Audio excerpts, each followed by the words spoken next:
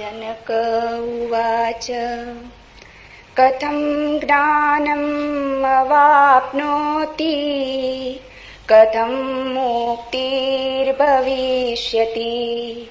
वैराग्यं च कथं प्राप्तम् एतद् ब्रूहि मम प्रभो। अष्टवक्र उवाच मुक्तिमीच्छसि चेतात विषयान् विषवात्यज क्षमार्जवदया तोष सत्यं पीयूषार्कज।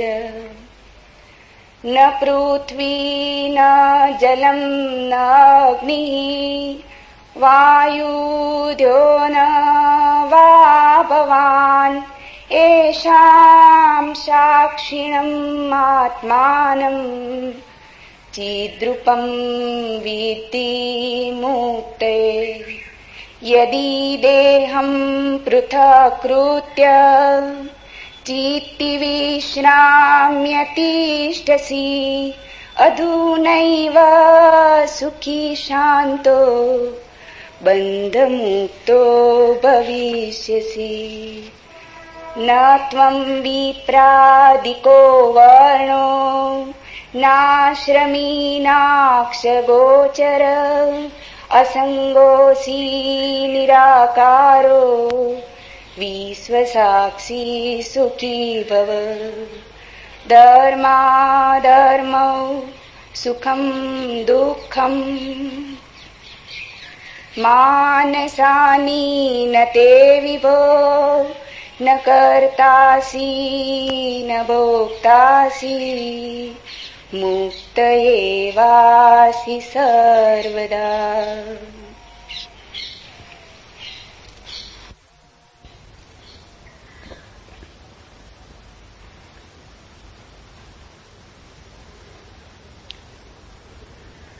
एक अनूठी यात्रा पर हम निकलते हैं। मनुष्य जाति के पास बहुत शास्त्र हैं, पर अष्टावक्र गीता जैसा शास्त्र नहीं। वेद फीके हैं, उपनिषद बहुत धीमी आवाज में बोलते हैं। गीता में भी ऐसा गौरव नहीं जैसा अष्टावक्र की संहिता में।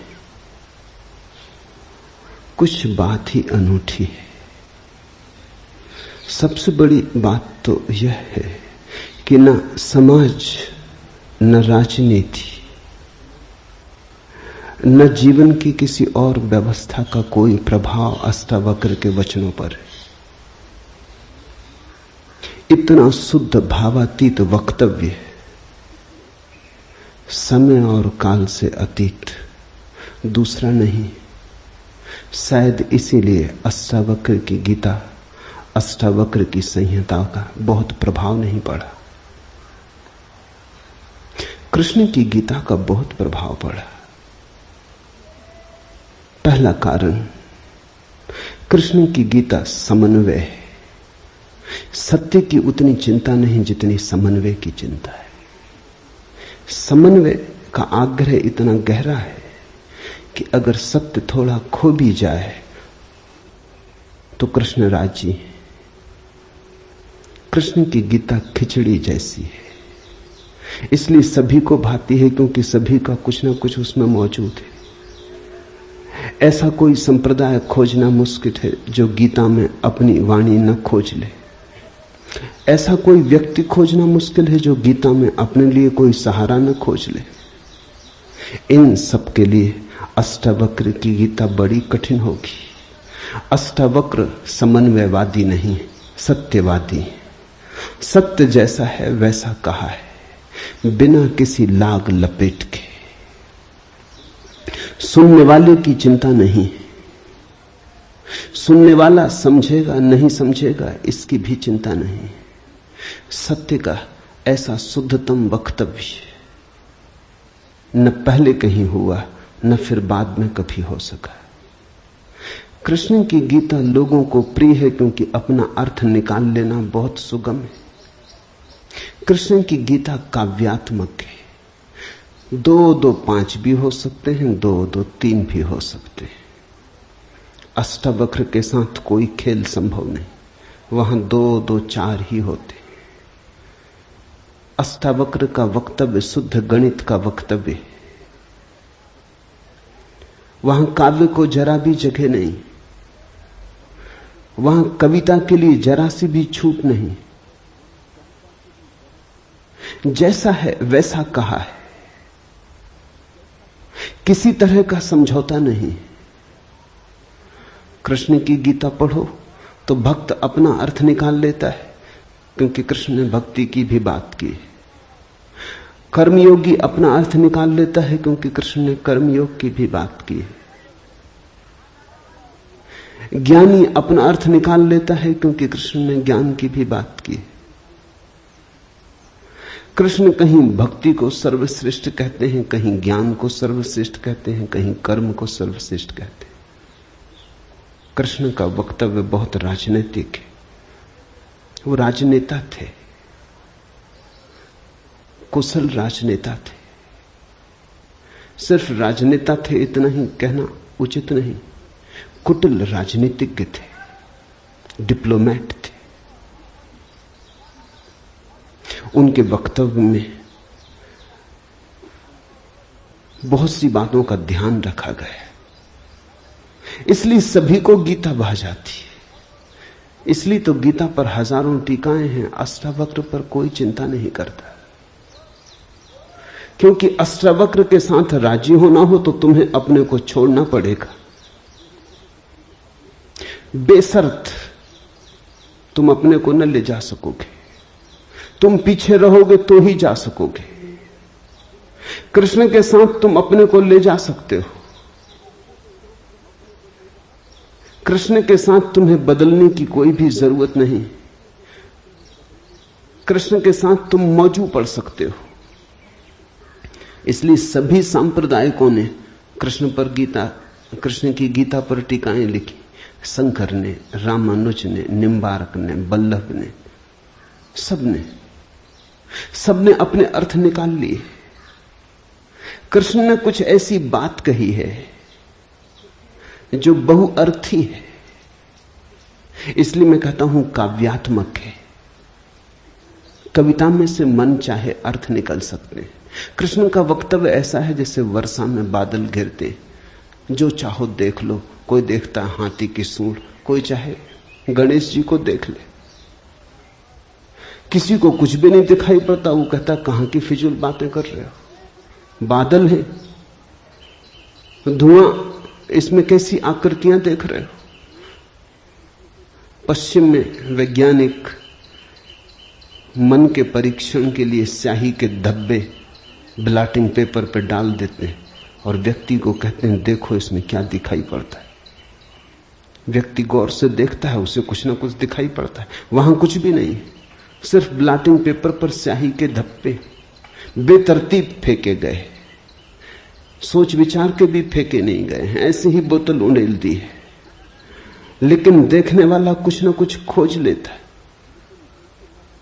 जो देखने वाला खोजता है वो उसके मन में वो आरोपित कर लेता। तुमने भी देखा होगा, दीवार पर वर्षा का पानी पड़ता है, लकीरें खिंच जाती, कभी आदमी की शक्ल दिखाई पड़ती, कभी घोड़े की शक्ल दिखाई पड़ती।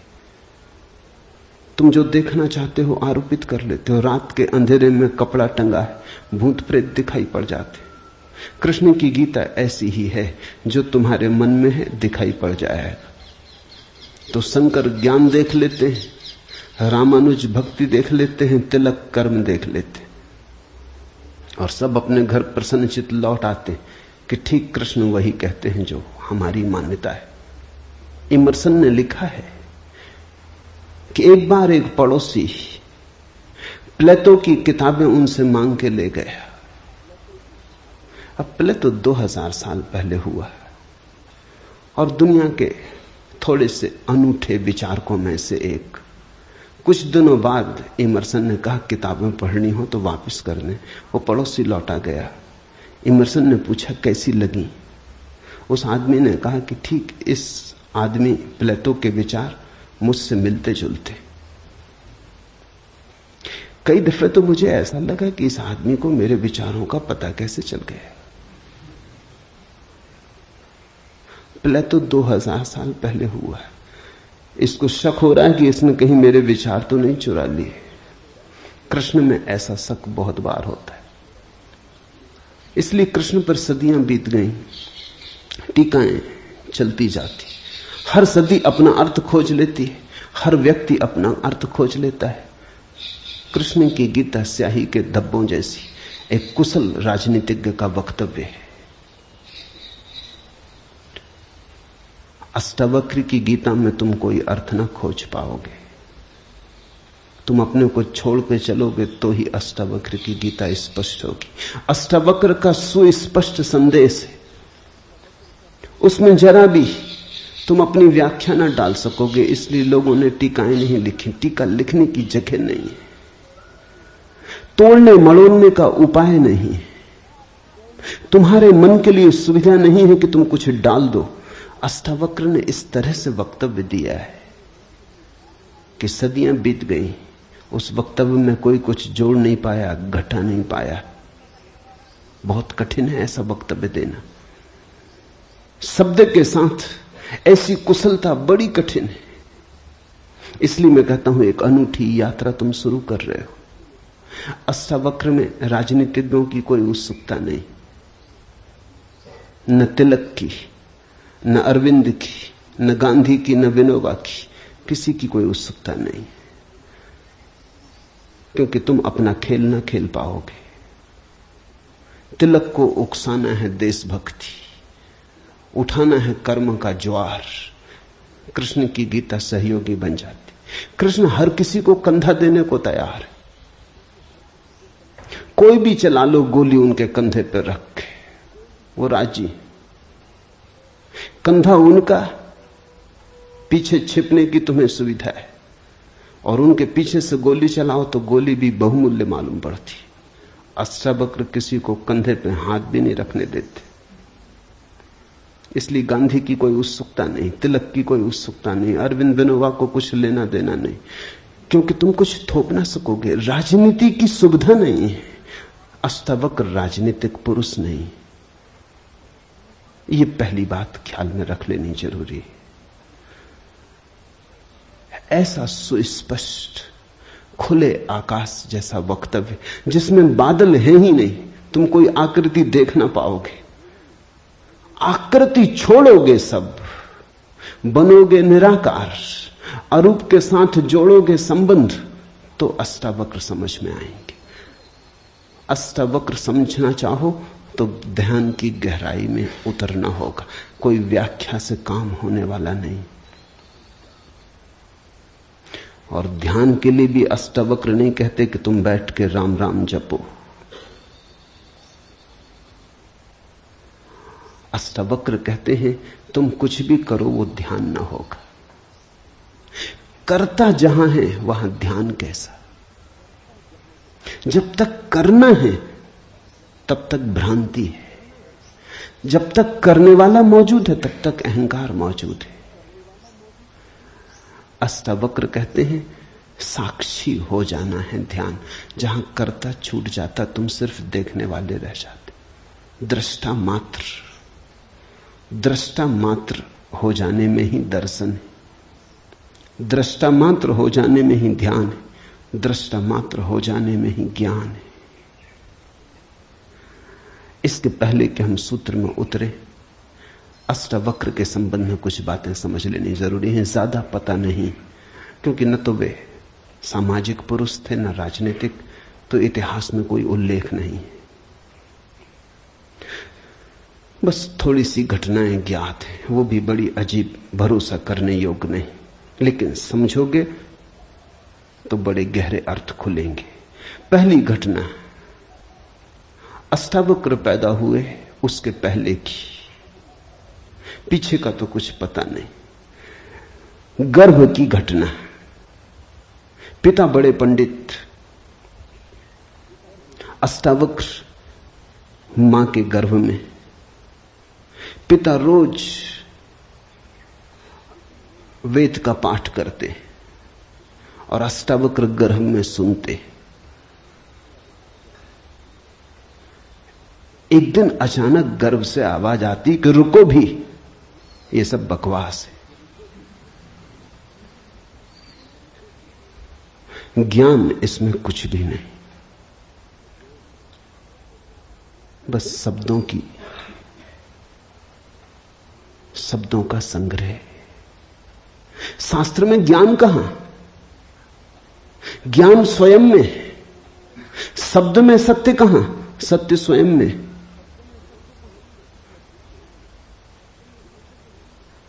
पिता स्वभावतः नाराज हुए। एक तो पिता, फिर पंडित, और गर्भ में छिपा हुआ बेटा इस तरह की बात कहे, अभी पैदा भी नहीं हुआ। क्रोध में आ गए, आग बबूला हो गए। पिता का अहंकार चोट खा गया। फिर पंडित का अहंकार। बड़े पंडित थे, बड़े विवादी थे, शास्त्रार्थी थे। क्रोध में अभिशाप दे दिया कि जब पैदा होगा तो 8 अंगों से टेढ़ा होगा, इसलिए नाम अष्टावक्र। 8 जगह से कुबड़े पैदा हुए, 8 जगह से ऊंट की भांति इर्छे तिरछे। पिता ने क्रोध में शरीर को विक्षत कर दिया। ऐसी और भी कथाएं हैं। कहते हैं बुद्ध जब पैदा हुए तो खड़े खड़े पैदा हुए। मां खड़ी थी वृक्ष के तले, खड़े खड़े मां खड़ी थी, खड़े खड़े पैदा हुए। जमीन पर गिरे नहीं कि चले, 7 कदम चले। 8वें कदम पर रुककर 4 आर्य सत्यों की घोषणा की कि जीवन दुख है। अभी 7 कदम ही चले हैं पृथ्वी पर कि जीवन दुख है,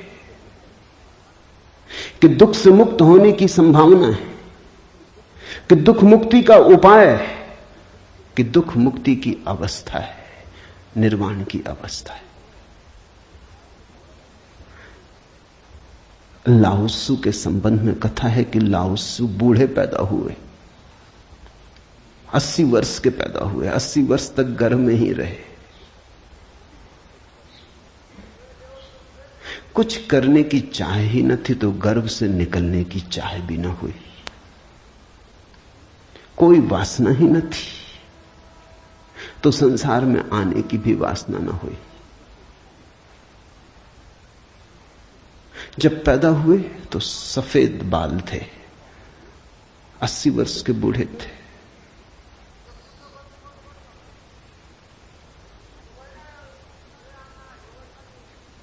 जरथुस्त्र के संबंध में कथा है कि जब जरथुस्त्र पैदा हुए तो पैदा होते से ही खिलखिला के हंसे, मगर इन सबको मात कर दिया अष्टावक्र ने। ये तो पैदा होने की बात है। अष्टावक्र ने अपना पूरा वक्तव्य दे दिया पैदा होने के पहले। ये कथाएं महत्वपूर्ण हैं।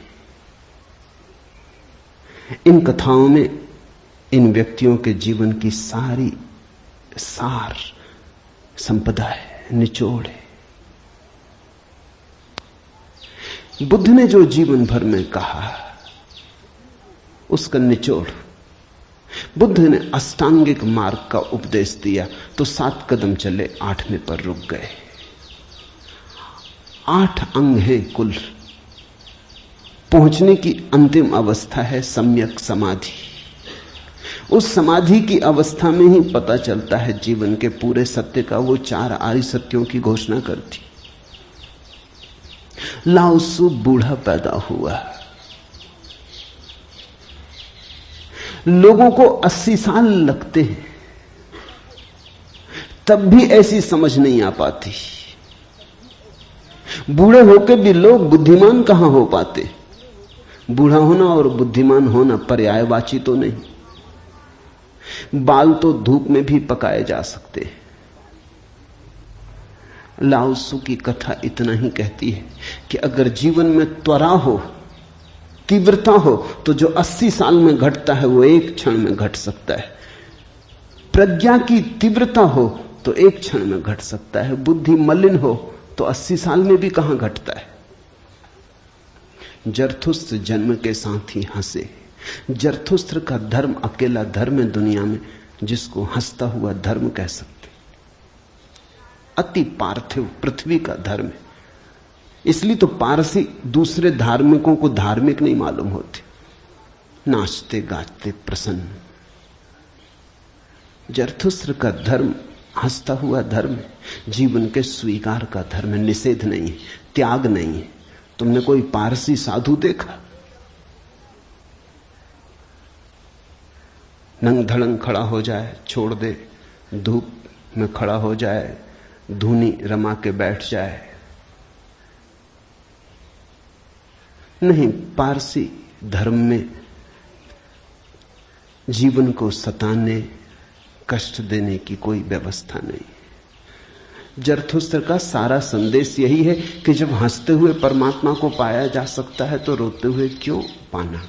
जब नाचते हुए पहुंच सकते हैं उस मंदिर तक तो नाहक कांटे क्यों बोने। जब फूलों के साथ जाना हो सकता है तो ये दुखवाद क्यों। इसलिए ठीक है, प्रतीक ठीक है कि जरथुस्त्र पैदा होते हंसे।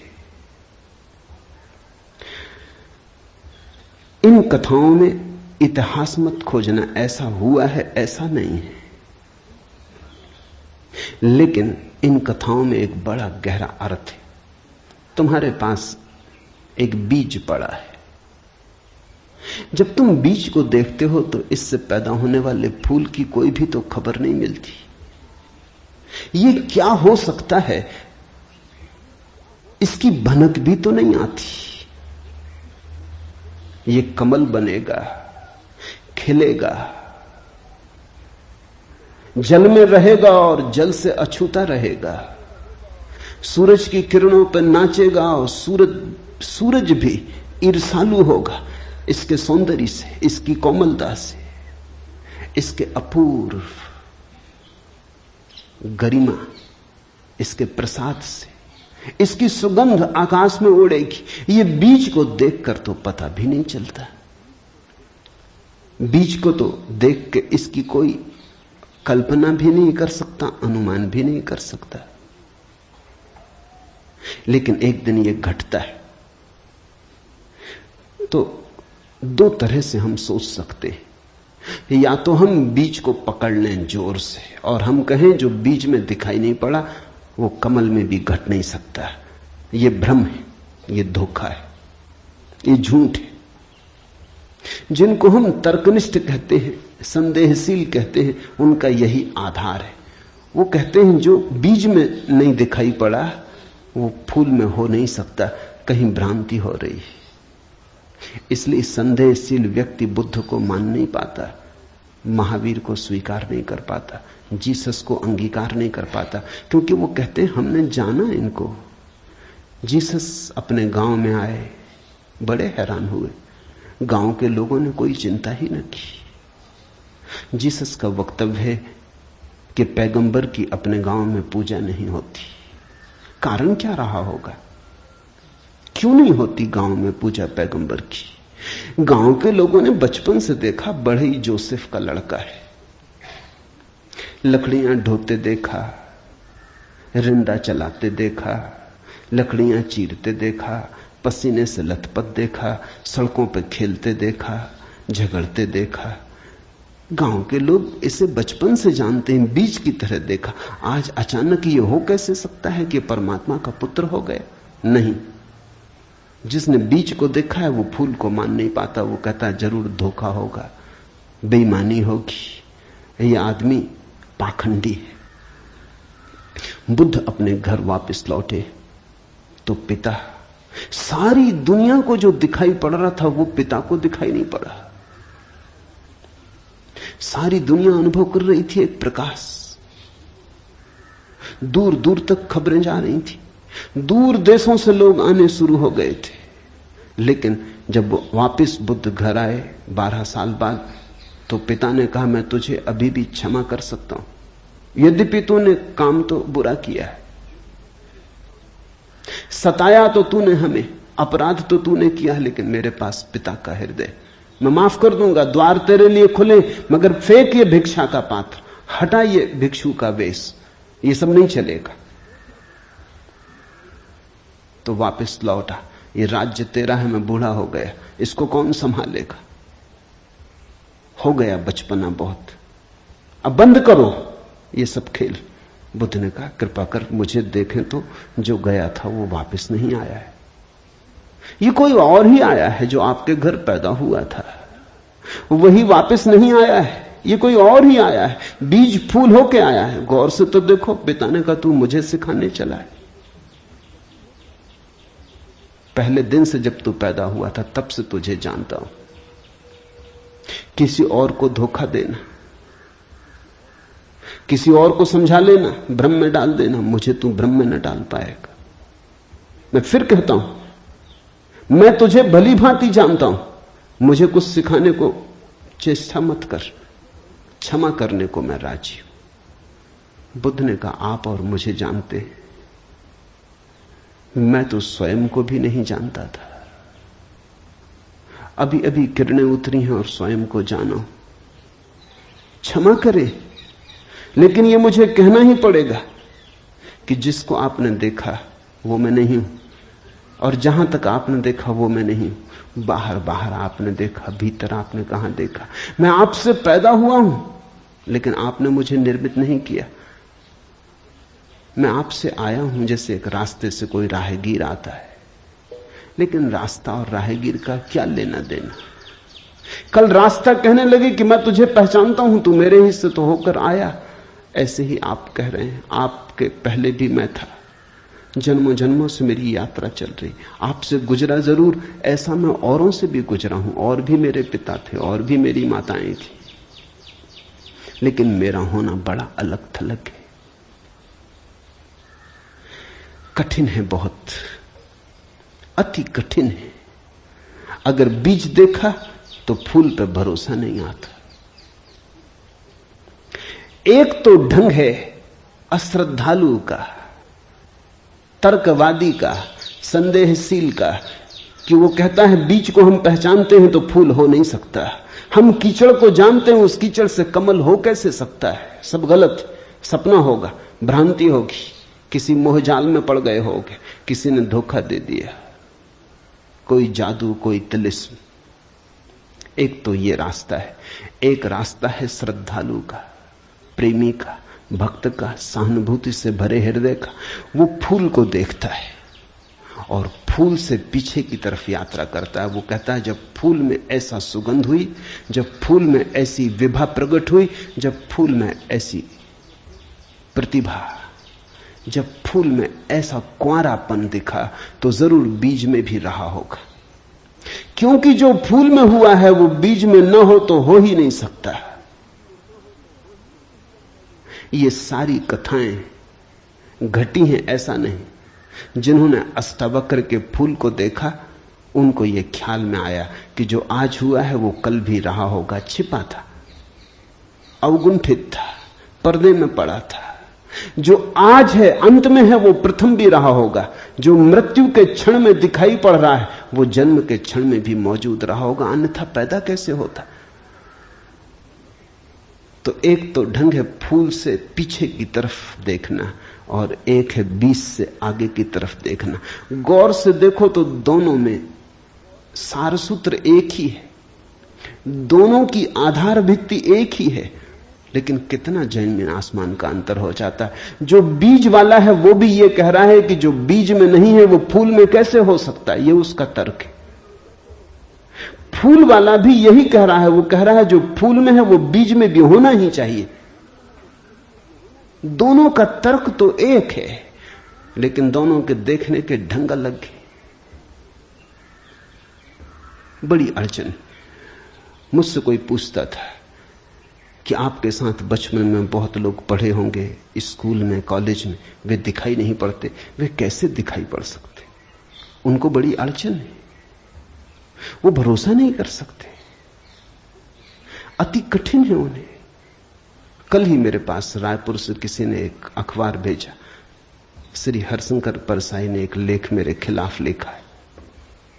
वो मुझे जानते हैं, कॉलेज के दिनों से जानते हैं, हिंदी के मूर्धन्य व्यंग लेखक के। मेरे मन में उनकी कृतियों का आदर है। लेख में उन्होंने लिखा है कि जबलपुर की हवा में कुछ खराबी है, यहां धोखेबाज और धूर्ती पैदा होते, जैसे रजनीश, महेश योगी, मुंदड़ा, 3 नाम उन्होंने गिनाए। धन्यवाद उनका, कम से कम मेरा नाम नंबर 1 तो गिनाया। इतनी याद तो रखी, एकदम बिसार नहीं दिया, बिल्कुल भूल गए हो ऐसा नहीं। लेकिन अड़चन स्वाभाविक है, सीधी साफ है, मैं उनकी बात समझ सकता हूं। यह असंभव है बीज को देखा तो फूल में भरोसा, फिर जिन्होंने फूल को देखा उन्हें बीज में भरोसा मुश्किल हो जाता है। तो सभी महापुरुषों की जीवन कथाएं 2 ढंग से लिखी जाती हैं। जो उनके विपरीत हैं वो बचपन से यात्रा शुरू करते हैं, जो उनके पक्ष में है वो अंत से यात्रा शुरू करते हैं और बचपन की तरफ जाते हैं। दोनों एक अर्थ में सही है, लेकिन जो बचपन से यात्रा करके अंत की तरफ जाते हैं वो वंचित रह जाते हैं। उनका सही होना उनके लिए आत्मघाती है। जो अंत से यात्रा करते हैं वो पीछे की तरफ जाते हैं, वो धन्यभागी हैं, क्योंकि बहुत कुछ उन्हें अनायास मिल जाता है जो कि पहले तर्कवादियों को नहीं मिल पाता। अब न केवल मैं गलत मालूम होता हूं, मेरे कारण जबलपुर तक की हवा उनको गलत मालूम होती। कुछ भूल हवा पानी में होनी चाहिए। यदि मैं उनको कहना चाहूंगा जबलपुर को कोई हक नहीं है मेरे संबंध में हवा पानी को अच्छा या खराब तय करने का। जबलपुर से मेरा कोई बहुत नाता नहीं है, थोड़े दिन वहां था, महेश योगी भी थोड़े दिन वहां थे, उनका भी कोई नाता नहीं। हम दोनों का नाता किसी और जगह से है। उस जगह के लोग इतने सोए हैं कि उन्हें अभी खबर ही नहीं है। महेश योगी और मेरा जन्म पास ही पास हुआ, दोनों गाडरवाड़ा के आसपास पैदा हुए। उनका जन्म चिचली में हुआ, मेरा जन्म कुचवाड़े में हुआ। अगर हवा पानी खराब है तो वहां का होगा। इसका दुख गाडरवाड़ा को होना चाहिए, कभी होगा, या सुख। जबलपुर को इसमें बीच में आना नहीं चाहिए। लेकिन मन कैसे तर्क रचता है। अब जो अष्टावक्र की कथा को देखेगा वो सुनते से ही कह देगा गलत, असंभव। ये तो कथा जिन्होंने लिखी है उनको भी पता है कि कहीं कोई गर्व से बोलता है। वो तो केवल इतना कह रहे हैं कि जो आखिर में प्रकट हुआ वो गर्भ में मौजूद रहा होगा। जो वाणी आखिर में खिली वो किसी न किसी गहरे तल पर गर्भ में भी मौजूद रही होगी, अन्यथा खिलती कहां से, आती कहां से? सुनने से थोड़ी कुछ आता है, हर चीज के पीछे कारण है। नहीं देख पाए हो हम, लेकिन था तो मौजूद। ये सारी कथाएं इसी का सूचक देती हैं। अष्टावक्र के संबंध में दूसरी बात जो ज्ञात है वो है जब वे 12 वर्ष के थे। बस 2 ही बातें ज्ञात हैं। तीसरी उनकी अष्टावक्र गीता है, या कुछ लोग कहते हैं अष्टावक्र संहिता। जब वे 12 वर्ष के थे तो एक बड़ा विशाल शास्त्रार्थ जनक ने रचा। जनक सम्राट थे और उन्होंने सारे देश के पंडितों को निमंत्रण दिया और उन्होंने 1000 गायें राजमहल के द्वार पर खड़ी कर दी और उन्होंने गायों के सींगों पर सोना मढ़ दिया और हीरे जवाहरात लटका दिए और कहा जो भी विजेता होगा वो इन गांवों को हाँक के ले जाए। बड़ा विवाद हुआ। अष्टावक्र के पिता भी उस विवाद में गए।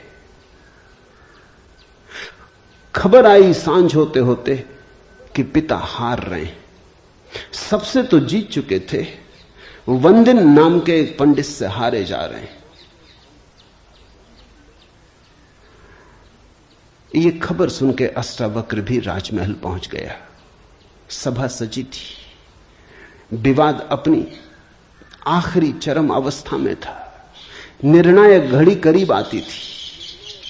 पिता के हारने की स्थिति बिल्कुल पूरी तय हो चुकी थी। अब हारे तब हारे की अवस्था थी।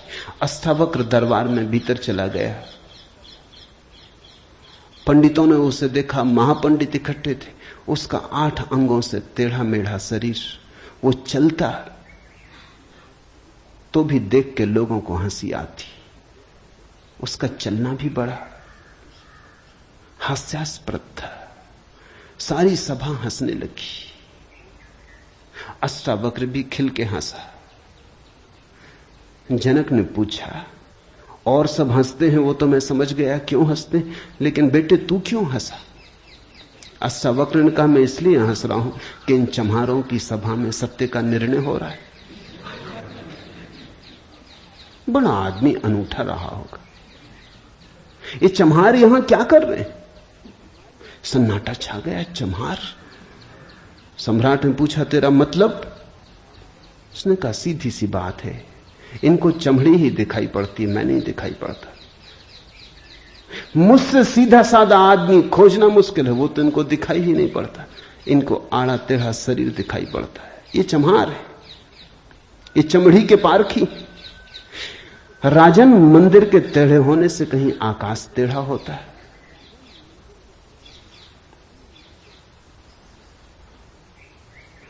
घड़े के फूटे होने से कहीं आकाश फूटता है? आकाश तो निर्विकार है। मेरा शरीर टेढ़ा मेढ़ा है, लेकिन मैं तो नहीं। ये जो भीतर बसा है इसकी तरफ तो देखो। इससे तुम सीधा साधा और कुछ खोज ना सकोगे।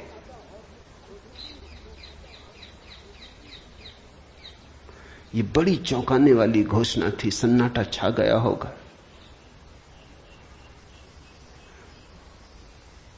जनक प्रभावित हुआ,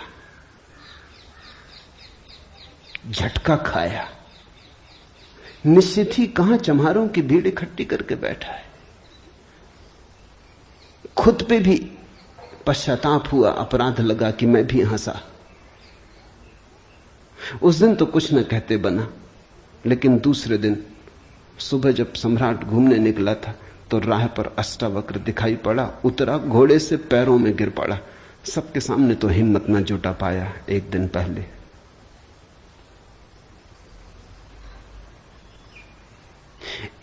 पहले तो कहा था, बेटे तू क्यों हंसता है?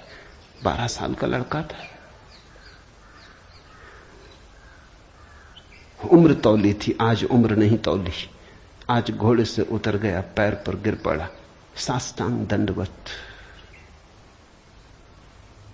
और कहा, पधारें राजमहल, मेरी जिज्ञासाओं का समाधान करें। हे प्रभु, आए मेरे घर। बात मेरी समझ में आ गई। रात भर मैं सो ना सका। ठीक ही कहा, शरीर को ही जो पहचानते हैं उनकी पहचान गहरी कहां।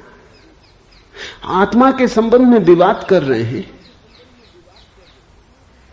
और अभी भी शरीर में रस और विरस पैदा होता है, घृणा, आकर्षण पैदा होता है। मर्त्य को देख रहे हैं, अमृत की चर्चा करते हैं। धन्य भाग मेरे कि आप आए और मुझे चौंकाया, मेरी नींद तोड़ दी। अब पधारो। राजमहल में उसने बड़ी सजावट कर रखी थी। स्वर्ण सिंहासन पर बिठाया था इस 12 साल के अष्टावक्र को और उससे जिज्ञासा की, पहला सूत्र जनक की जिज्ञासा है। जनक ने पूछा है, अष्टावक्र ने समझाया है। इससे ज्यादा अष्टावक्र के संबंध में और कुछ पता नहीं है, और कुछ पता होने की जरूरत भी नहीं। काफी है, इतना बहुत है। हीरे बहुत होते भी नहीं, कंकड़ पत्थर ही बहुत होते। हीरा एक भी काफी होता है। ये दो छोटी सी घटनाएं हैं। एक तो जन्म के पहले की गर्भ से आवाज और घोषणा कि क्या पागलपन में पड़े हो, शास्त्र में उलझे हो, शब्द में उलझे हो, जागो। ये ज्ञान नहीं है, ये सब उधार है, ये सब बुद्धि का ही जाल है, अनुभव नहीं। इसमें रंच मात्र भी सार नहीं है। कब तक अपने को भरमाए रखोगे? और दूसरी घटना, राजमहल में हंसना पंडितों का और कहना अष्टावक्र का कि जीवन में देखने की दो दृष्टियां हैं, एक आत्मदृष्टि, एक चर्म दृष्टि। चम्हार चमड़ी को देखता है, प्रज्ञावान आत्मा को देखता है। तुमने गौर किया? चम्हार तुम्हारे चेहरे की तरफ देखते नहीं, वो जूते को ही देखता। असल में चम्हार जूते को देख के सब पहचान लेता तुम्हारे संबंध में कि आर्थिक हालत कैसी है, सफलता मिल रही कि विफलता मिल रही, भाग्य कैसा चल रहा, वो सब जूते में लिखा है। जूते की सिलवटें कह देती, जूते की दशा कह देती, जूते में तुम्हारी आत्मकथा लिखी। चम्हार पढ़ लेता। जूते में चमक, जूते का ताजा और नया होना चम्हार तुमसे प्रसन्नता से मिलता है। जूता ही उसके लिए तुम्हारी आत्मा का सबूत है। दर्जी कपड़े देखता है, तुम्हारा कोट कपड़ा देख के समझ लेता हालत कैसी। सबकी अपनी बंधी हुई दृष्टियां हैं। सिर्फ आत्मवान ही आत्मा को देखता है, उसकी कोई दृष्टि नहीं है, उसके पास दर्शन है। एक छोटी घटना और जो अष्टावक्र के जीवन से संबंधित नहीं, रामकृष्ण और विवेकानंद के जीवन से संबंधित है, लेकिन अष्टावक्र से उसका जोड़ है। फिर हम सूत्रों में प्रवेश करें। विवेकानंद रामकृष्ण के पास आए तब उनका नाम नरेंद्रनाथ था। विवेकानंद तो बाद में रामकृष्ण ने उनको पुकारा। जब आए रामकृष्ण के पास तो अति विवादी थे, नास्तिक थे, तर्कवादी थे, हर चीज के लिए प्रमाण चाहते थे। कुछ चीजें हैं जिनके लिए कोई प्रमाण नहीं, मजबूरी है। परमात्मा के लिए कोई प्रमाण नहीं है और प्रमाण नहीं। प्रेम के लिए कोई प्रमाण नहीं है और प्रमाण नहीं। सौंदर्य के लिए कोई प्रमाण नहीं है और प्रमाण नहीं है। अगर मैं कहूं देखो ये खजूरेना के वृक्ष कैसे सुंदर, और तुम कहो हमें तो कोई सौंदर्य दिखाई नहीं पड़ता, वृक्ष जैसे वृक्ष, सिद्ध करें मुश्किल हो जाएगी। कैसे सिद्ध करें कि सुंदर है? सुंदर होने के लिए सौंदर्य की परख चाहिए और तो कोई उपाय नहीं। आंख चाहिए और तो कोई उपाय नहीं। कहते हैं मजनू ने कहा कि लैला को जानना हो तो मजनू की आंख चाहिए। ठीक कहा। लैला को देखने का और कोई उपाय ही नहीं। मजनू को बुलाया था उसके गांव के राजा ने और कहा था तू पागल है, मैं तेरी लैला को जानता हूं, साधारण सी लड़की है, काली कलूटी, कुछ खास नहीं, तुझ पे मुझे दया आती। ये मेरे राजमहल की 12 लड़कियां खड़ी, ये इस देश की सुंदरतम स्त्रियां, इनमें से तू कोई भी चुन ले, ये तुझे रोते देख के मेरा भी प्राण रोता है। उसने देखा और उसने कहा इनमें तो लैला कोई भी नहीं। ये तो लैला के मुकाबले तो दूर, उसके चरण की धूल भी नहीं। सम्राट कहने लगा मजनू तू पागल है। मजनू ने कहा यह हो सकता है, लेकिन एक बात आपसे कहना चाहता हूं, लैला को देखना हो तो मजनू की आंख चाहिए।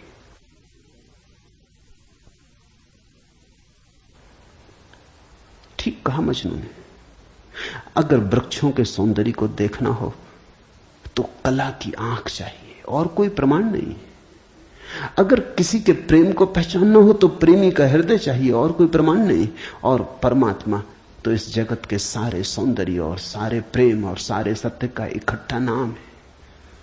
उसके लिए तो ऐसा निर्विकार चित्त चाहिए, ऐसा साक्षी भाव चाहिए जहां कोई शब्द न रह जाए, कोई विचार न रह जाए, कोई तरंग न उठे, वहां कोई धूल न रह जाए। मन की और चित्त का दर्पण परिपूर्ण शुद्ध हो। प्रमाण कहां? रामकृष्ण से विवेकानंद ने कहा प्रमाण चाहिए। है परमात्मा तो प्रमाण थे। और विवेकानंद को देखा रामकृष्ण ने। बड़ी थी संभावना इस युवक की, बड़ी थी यात्रा इसके भविष्य की, बहुत कुछ होने को पड़ा था इसके भीतर, बड़ा खजाना था, उससे ये अपरिचित है। रामकृष्ण ने देखा, इस युवक के पिछले जन्मों में झांका। ये बड़ी संपदा, बड़े पुण्य की संपदा लेकर आ रहा है। ये ऐसे ही तर्क में दबा न रह जाए। कराह उठा होगा पीड़ा और करुणा से रामकृष्ण का हृदय। उन्होंने कहा छोड़, प्रमाण वगैरह बाद में सोच लेंगे। मैं जरा बूढ़ा हुआ, मुझे पढ़ने में अड़चन होती, तू अभी जवान, तेरी आंख अभी तेज, ये किताब पढ़ी, इसे तू पढ़। वो थी अष्टावक्र गीता, जरा मुझे सुनाते। कहते हैं विवेकानंद को इसमें तो कुछ अड़चन न मालूम पड़ी। यह आदमी कुछ ऐसी तो कोई खास बात नहीं मांग रहा है। 2-4 सूत्र पढ़े और एक घबराहट और रोआ रोआ कपने लगा। और विवेकानंद ने कहा मुझसे नहीं पढ़ा जाता। रामकृष्ण ने कहा पढ़ भी, इसमें हर्ज क्या है, तेरा क्या बिगाड़ लेगी ये किताब, तू जवान है अभी, तेरी आंख अभी ताजी, और मैं बूढ़ा हुआ, मुझे पढ़ने में दिक्कत होती, और ये किताब मुझे पढ़नी तो तू पढ़ के सुना दे। कहते हैं उस किताब को सुनाते सुनाते ही विवेकानंद डूब गए। रामकृष्ण ने देखा इस व्यक्ति के भीतर बड़ी संभावना है, बड़ी शुद्ध संभावना है, जैसी एक बोधिसत्व की होती, जो कभी न कभी बुद्ध होना जिसका निर्णीत है। आज नहीं कल भटके कितना ही, बुद्धत्व जिसके पास चला आ रहा है। क्यों अष्टावक्र की गीता रामकृष्ण ने कही कि तू पढ़ के मुझे सुना दे? क्योंकि इससे ज्यादा शुद्धतम वक्तव्य और कोई नहीं। ये शब्द भी अगर तुम्हारे भीतर पहुंच जाएं तो तुम्हारी सोई हुई आत्मा को जगाने लगेंगे। ये शब्द तुम्हें तरंगायित करेंगे, ये शब्द तुम्हें आह्लादित करेंगे, ये शब्द तुम्हें झकझोरेंगे। इन शब्दों के साथ क्रांति घटित हो सकती। अष्टावक्र की गीता को मैंने यूं ही नहीं चुना है और जल्दी नहीं चुना, बहुत देर करके चुना है, सोच विचार के। दिन थे जब मैं कृष्ण की गीता पर बोला, क्योंकि भीड़ भाड़ मेरे पास थी। भीड़ भाड़ के लिए अष्टावक्र गीता का कोई अर्थ न था। बड़ी चेष्टा करके भीड़ भाड़ से छुटकारा पाया है। अब तो थोड़े से विवेकानंद यहां हैं, अब तो उनसे बात करनी है जिनकी बड़ी संभावना है। उन थोड़े से लोगों के साथ मेहनत करनी है जिनके साथ मेहनत का परिणाम हो सकता है। अब हीरे तराशने, कंकड़ पत्थरों पर यह छेनी खराब नहीं करनी, इसलिए चुनी है अष्टावक्र की गीता। तुम तैयार हुए हो इसलिए चुनी। पहला सूत्र, जनक ने कहा, हे प्रभु, पुरुष ज्ञान को कैसे प्राप्त होता है और मुक्ति कैसे होगी और वैराग्य कैसे प्राप्त होगा, यह मुझे कहिए। एतत् मम ब्रूहि प्रभो, मुझे समझाएं प्रभु।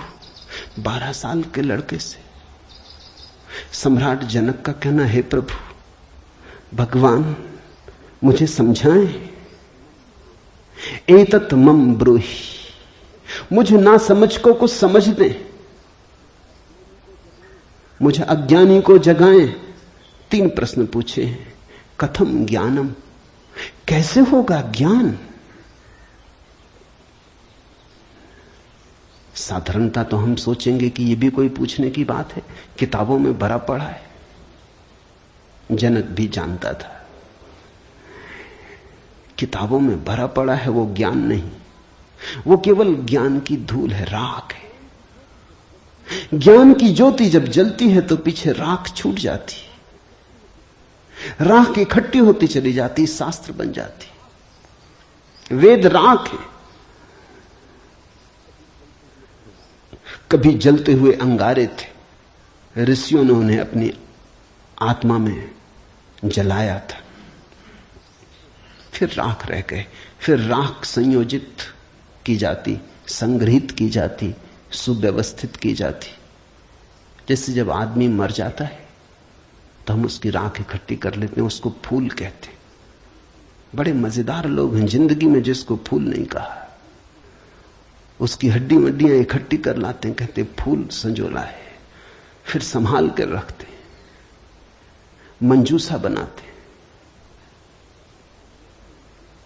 जिसको जिंदगी में कभी फूल का आदर नहीं दिया, जिसको जिंदगी में कभी फूल की तरह देखा नहीं, जब मर जाता है आदमी पागल है, तब उसकी हड्डी को, राख को फूल कहते। ऐसे ही जब कोई बुद्ध जीवित होता है तब तुम सुनते नहीं। जब कोई महावीर तुम्हारे बीच से गुजरता है तब तुम नाराज होते हो। लगता है यह आदमी तुम्हारे सपने तोड़ रहा है या तुम्हारी नींद में दखल डाल रहा है। ये कोई जगाने का वक्त है? अभी अभी तो सपना आना शुरू हुआ था, अभी अभी तो जरा जीतना शुरू किया था जिंदगी में, अभी अभी तो दांव ठीक लगने लगे थे, तीर ठीक ठीक जगह पड़ने लगा था, और ये सज्जन आ गए, ये कहते हैं सब आसार है। अभी अभी तो चुनाव जीते थे, पद पे पहुंचने का रास्ता बना था, और ये महापुरुष आ गए, ये कहते हैं ये सब सपना है, इसमें कुछ सार नहीं, मौत आएगी सब छीन लेगी। छोड़ो भी, जब मौत आएगी तब देखेंगे, बीच में तो इस तरह की बातें मत उठाओ। लेकिन जब महावीर मर जाते, बुद्ध मर जाते, तब उनकी राख को हम इकट्ठी कर लेते हैं, फिर हम धम्म पद बनाते, वेद बनाते, फिर हम पूजा के फूल चढ़ाते। जनक भी जानता था कि शास्त्रों में सूचनाएं भरी पड़ी, लेकिन उसने पूछा कथम ज्ञानम, कैसे होगा ज्ञान? क्योंकि कितना ही जान लो ज्ञान तो होता ही नहीं। जानते जाओ, शास्त्र कंठस्थ कर लो, तोते बन जाओ, एक एक सूत्र याद हो जाए, पूरे वेद स्मृति में छप जाएं, फिर भी ज्ञान तो होता नहीं। कथम ज्ञानम, कैसे होता ज्ञान? कथम मुक्ति, मुक्ति कैसे होगी? क्योंकि जिसको तुम ज्ञान कहते हो वो तो बांध लेता उल्टे, मुक्त कहां करता। ज्ञान तो वही है जो मुक्त करे। जीसस ने कहा है सत्य वही है जो मुक्त करे, ज्ञान तो वही है जो मुक्त करे। ये ज्ञान की कसौटी है। पंडित मुक्त तो दिखाई नहीं पड़ता, बंधा दिखाई पड़ता है, मुक्ति की बातें करता है, मुक्त दिखाई नहीं पड़ता है, हजार बंधनों में बंधा हुआ मालूम पड़ता है। तुमने कभी गौर किया, तुम्हारे तथाकथित संत तुमसे भी ज्यादा बंधे हुए मालूम पड़ते। तुम शायद थोड़े बहुत मुक्त भी हो, तुम्हारे संत तुमसे भी ज्यादा बंधे, लकीर के फकीर हैं। न उठ सकते स्वतंत्रता से, न बैठ सकते स्वतंत्रता से, न जी सकते स्वतंत्रता से। कुछ दिनों पहले कुछ जैन साध्वियों की मेरे पास खबर आई कि वो मिलना चाहती, मगर श्रावक आने नहीं देते। ये भी बड़े मजे की बात है। साधु का अर्थ होता है जिसने फिक्र छोड़ी समाज की, जो चल पड़ा अरण्य की यात्रा पर, जिसने कहा अब न तुम्हारे आदर की मुझे जरूरत है, न सम्मान की। लेकिन साधु साध्वी कहते हैं श्रावक आने नहीं देते। वो कहते हैं वहां भूल के मत जाना, वहां गए तो ये दरवाजा बंद। ये कोई साधुता हुई? ये तो परतंत्रता हुई, गुलामी हुई। ये तो बड़ी उल्टी बात हुई। ये तो ऐसा हुआ कि साधु श्रावक को बदले, उसकी जगह श्रावक साधु को बदल रहा है।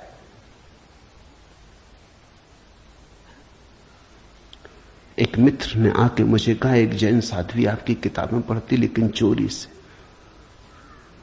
टेप भी सुनना चाहती लेकिन चोरी से। और अगर कभी किसी के सामने आपका नाम भी ले दो तो वो इस तरह हो जाती जैसे उसने कभी आपका नाम सुना ही नहीं। ये मुक्ति हुई। जनक ने पूछा कथम मुक्ति, कैसे होती मुक्ति, क्या है मुक्ति? उस ज्ञान को मुझे समझाएं जो मुक्त कर देता है। स्वतंत्रता मनुष्य की सबसे महत्वपूर्ण आकांक्षा है। सब पालो लेकिन गुलामी अगर रही तो छिदती है। सब मिल जाए, स्वतंत्रता ना मिले तो कुछ भी नहीं मिला।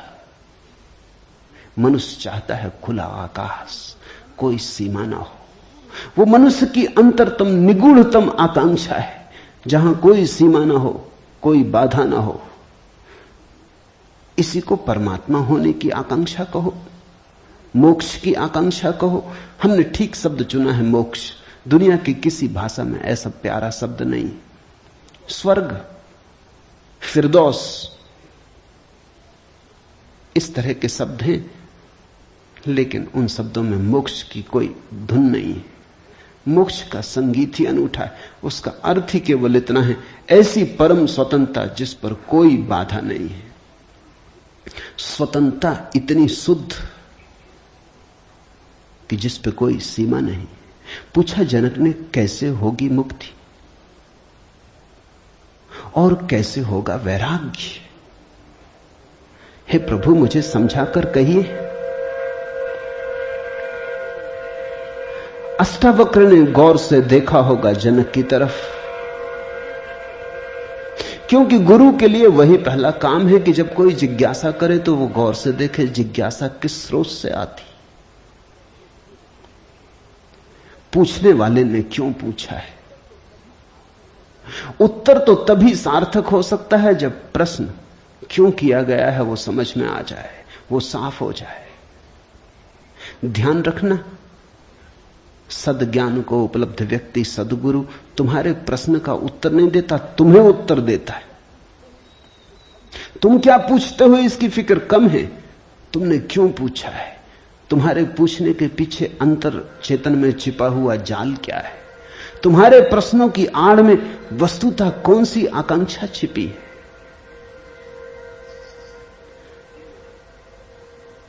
दुनिया में 4 तरह के लोग हैं, ज्ञानी, मुमुक्षु, अज्ञानी, मूढ़।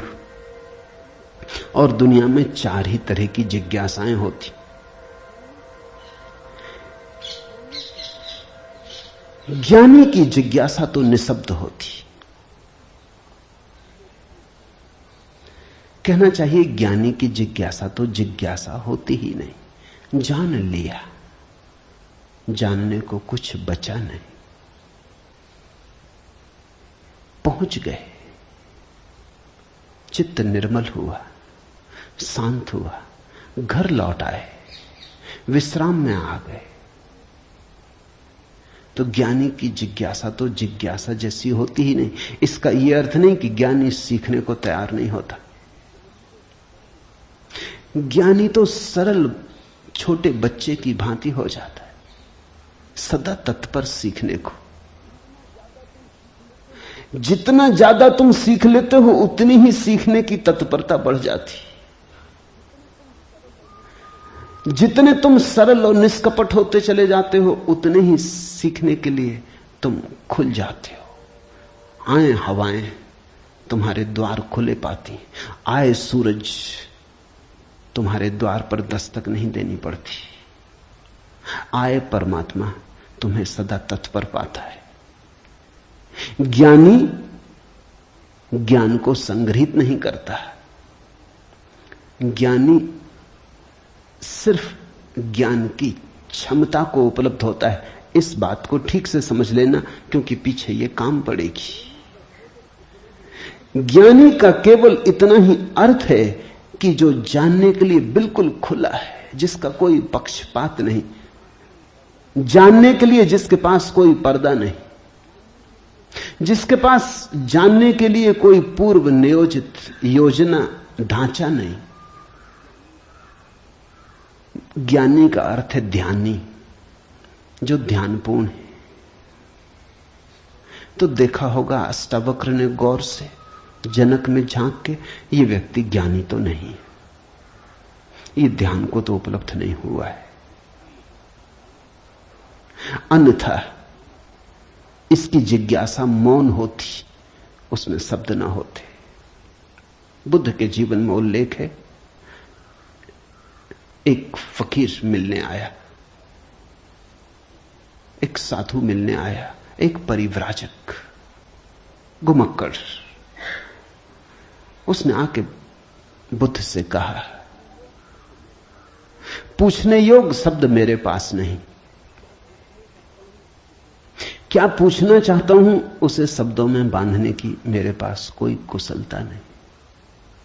आप तो जानते ही हैं, समझ लें, जो मेरे योग को कहते हैं, ये ज्ञानी की जिज्ञासा है। बुद्ध चुप बैठे रहे, उन्होंने कुछ भी ना कहा।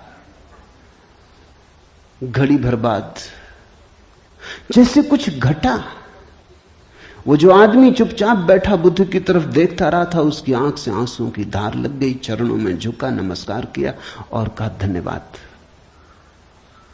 खूब धन्यभागी हूं, जो लेने आया था आपने दिया। वो उठ के चला भी गया, उसके चेहरे पे अपूर्व आभा थी, वो नाचता हुआ गया। बुद्ध के आसपास के शिष्य बड़े हैरान हुए। आनंद ने पूछा, बनते भगवान, पहेली हो गई। पहले तो याद नहीं, कहता है कि मुझे पता नहीं कैसे पूछूं, पता नहीं किन शब्दों में पूछूं, ये भी पता नहीं क्या पूछने आया हूं। फिर आप तो जानते ही हैं सब, देख लें, मुझे जो मेरे लिए जरूरी हो कह दें। पहले तो ये आदमी ही जरा पहेली था, ये कोई ढंग हुआ पूछने का? और जब तुम्हें यही पता नहीं कि क्या पूछना, तो पूछना ही क्यों? पूछना क्या? खूब रही। फिर यही बात खत्म ना हुई, आप चुप बैठे सो चुप बैठे रह गए। आपको ऐसा कभी मौन देखा नहीं? कोई पूछता तो आप उत्तर देते। कभी कभी तो ऐसा होता कोई नहीं भी पूछता तो भी आप उत्तर देते। आपकी करुणा सदा बहती रहती। क्या हुआ अचानक कि आप चुप रह गए और आंख बंद हो गई? और फिर क्या रहस्यमय घटा कि वो आदमी रूपांतरित होने लगा। हमने उसे बदलते देखा, हमने उसे किसी और ही रंग में डूबते देखा, उसमें मस्ती आते देखी। वो नाचता हुआ गया है, आंसुओं से भरा हुआ, गदगद आह्लादित, वो चरणों में झुका, उसकी सुगंध हमें भी छुई। ये हुआ क्या? आप कुछ बोले नहीं, उसने सुना कैसे? और हम तो इतने दिनों से, वर्षों से आपके पास, हम पर आपकी कृपा कम है क्या? ये प्रसाद जो उसे दिया हमें क्यों नहीं मिलता?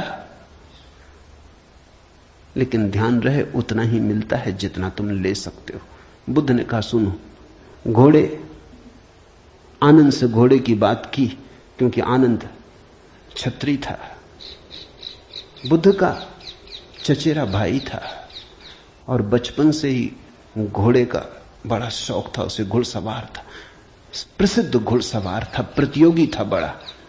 उसने कहा, सुन आनंद, बुद्ध ने कहा, घोड़े 4 प्रकार के होते। एक तो मारो भी तो भी टस से मस नहीं होते, रद्दी से रद्दी घोड़े, जितना मारो उतना ही हठ योगी हो जाते हैं, बिल्कुल हट बांध के खड़े हो जाते। तुम मारो तो वो जिद बना लेते हैं कि देखें कौन जीतता। फिर दूसरे तरह के घोड़े होते हैं, मारो तो चलते हैं, न मारो तो नहीं चलते, कम से कम पहले से बेहतर। फिर तीसरे तरह के घोड़े होते हैं, कोड़ा फटकारो, मारना काफी जरूरी नहीं, सिर्फ कोड़ा फटकारो, आवाज काफी, और भी कुलीन होते, दूसरे से भी बेहतर। फिर आनंद, तुझे जरूर पता होगा, ऐसे भी घोड़े होते हैं कि कोड़े की छाया देख के भागते हैं, फटकारना भी नहीं पड़ता। ये ऐसा ही घोड़ा था, छाया काफी। अष्टावक्र ने देखा होगा गौर से। जब तुम आके मुझसे कुछ पूछते हो तो तुम्हारे प्रश्न से ज्यादा महत्वपूर्ण सवाल तुम हो। कभी कभी तुम्हें भी ऐसा लगता होगा कि तुमने जो नहीं पूछा था वो मैंने उत्तर दिया है, और कभी कभी तुम्हें ऐसा भी लगता होगा कि शायद मैं टाल गया तुम्हारे प्रश्न को, बचाव कर गया, कुछ और उत्तर दे गया हूं। लेकिन सदा तुम्हारी भीतरी जरूरत ज्यादा महत्वपूर्ण। तुम क्या पूछते हो ये उतना महत्वपूर्ण नहीं, क्योंकि तुम्हें खुद ही ठीक पता नहीं तुम क्या पूछते हो, क्यों पूछते हो। उत्तर वही दिया जाता है जिसकी तुम्हें जरूरत है। तुम्हारे पूछने से कुछ तय नहीं होता। देखा होगा अष्टावक्र ने ज्ञानी तो नहीं है जनक, अज्ञानी है फिर क्या? अज्ञानी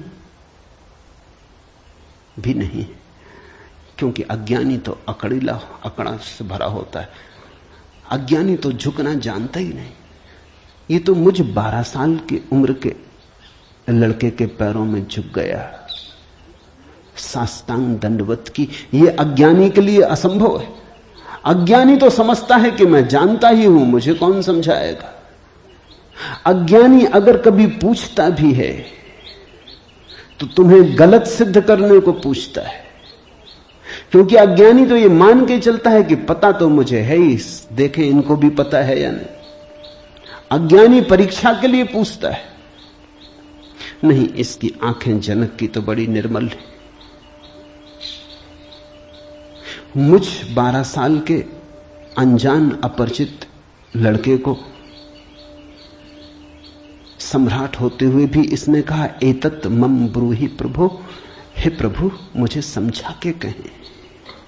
नहीं, ये विनयशील है, अज्ञानी तो नहीं। मूढ़ है क्या फिर? मूढ़ तो पूछते ही नहीं। मूढ़ों को तो पता ही नहीं कि जीवन में कोई समस्या है। मूढ़ और बुद्ध पुरुषों में एक समानता है। बुद्ध पुरुषों के लिए कोई समस्या नहीं रही, मूढ़ों के लिए अभी समस्या उठी ही नहीं। बुद्ध पुरुष समस्या के पार हो गए, मूढ़ अभी समस्या के बाहर है। मूढ़ तो इतना मूर्छित है कि उसे कहां सवाल कथम ज्ञानम, मूढ़ पूछेगा कथम मुक्ति, मूढ़ पूछेगा कैसे होगा वैराग्य, मूढ़ पूछेगा असंभव। मूढ़ अगर पूछेगा भी तो पूछता है राग में सफलता कैसे मिलेगी। मूढ़ अगर पूछता भी है तो पूछता है संसार में और थोड़े ज्यादा दिन कैसे रहना हो जाए, मुक्ति नहीं। मूढ़ पूछता है बंधन सोने के कैसे बने, बंधन में हीरे जवाहरात कैसे जड़े। मूढ़ पूछता भी है तो ऐसी बातें पूछता है। ज्ञान, मूढ़ तो मानता ही नहीं कि ज्ञान हो सकता है, वो तो संभावना को स्वीकार नहीं करता। वो तो कहता कैसा ज्ञान। मूढ़ तो पशुवत जीता है। नहीं, ये जनक मूढ़ भी नहीं है, मुमुक्षु है।